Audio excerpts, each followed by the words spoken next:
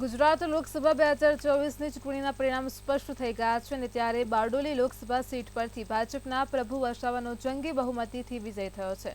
પ્રભુ વસાવાએ 2,30,000ના મતોથી જીત મેળવી છે, તો કોંગ્રેસ ઉમેદવાર સિદ્ધાર્થ ચૌધરીને હરાવી અને તેઓએ જીત મેળવી છે। આ જીત બાદ પ્રભુ વસાવાએ મંતવ્ય ન્યૂઝ સાથે ખાસ વાતચીત કરી હતી અને જનતાનો આભાર માન્યો હતો।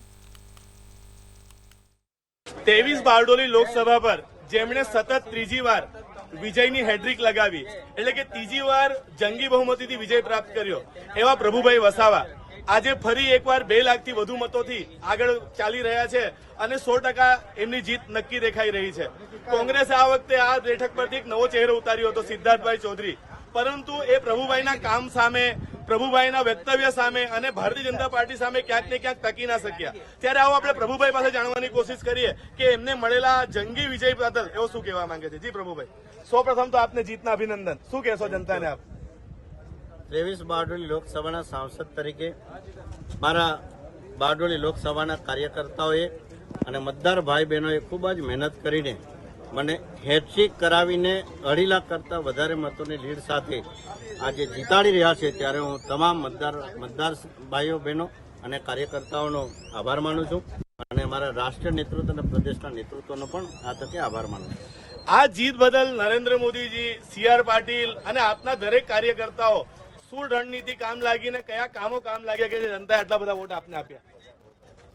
જે રીતે કેન્દ્ર સરકારની પ્રજા કલ્યાણકારી યોજનાઓ મારા પેજ સમિતિના સભ્યો, સંગઠનના હોદ્દેદાર અને કાર્યકર્તાઓએ જે તે વ્યક્તિના દરવાજા ખટખટાવીને ઘરમાં લાભ પહોંચાડવાનું કામ કર્યું।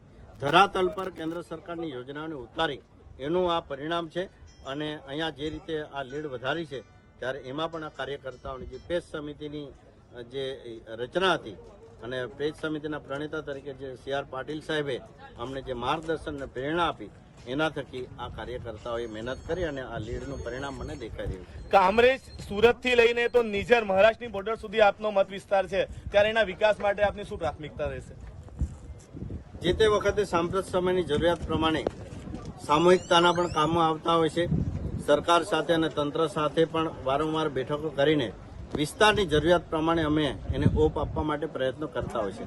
પણ ગ્રામ્ય વિસ્તારમાં ખાસ કરીને યુવા તરફથી લાઇબ્રેરીની વ્યવસ્થા વધારે થાય એની રજૂઆત આવી છે એ અને મને પોતાને દેખાઈ રહ્યું છે કે ન જીવા પાણીમાં બાળકો અને મોટા માણસો પણ પોતાનો સેલ્ફ બચાવ કરી શકતા નથી, ત્યારે સ્વિમિંગ પુલ આપણે ઠેર ઠેર બને એના માટે સરકાર અને પ્રજાની સાથે રહીને આ એક કામ કરવાની મારી તમન્ના છે। જી આભાર।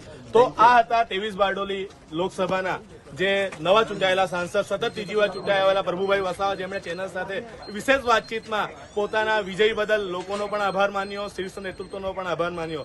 તો જોઈએ કે આવનાર સમયમાં તેઓ આ વિસ્તાર માટે કેવું કામ કરે છે। હું બિંદેશ્વરી શાહ, મંતવ્ય ન્યૂઝ, તાપી।